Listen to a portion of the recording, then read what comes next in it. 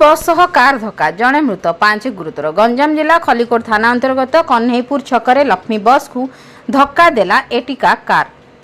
जड़े मृत 5 जन गुरुतर आहत 5 जन को खलिकोट गोष्ठी स्वास्थ्य केन्द्र में भर्ती करा जायथिबा बेले खलिकोट पुलिस पहुंची घटनार तदंत आरंभ करिछि। लक्ष्मी बसटी खलिकोट ब्लॉक ऑफिस रु कन्हईपुर जाउथबा समय सामना पटरु एक एटिका कार धक्का देबा फल घटनास्थल में कार ड्राइवर मृत्यु घटी 5 जन गुरुतर आहत होइछन्ति।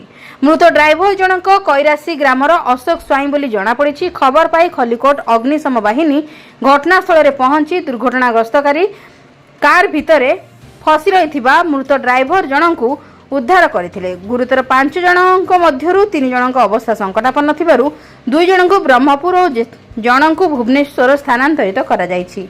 खलिकोटरू लक्ष्मीकांत महापात्रଙ୍କ रिपोर्ट, जन अधिकार लाइव।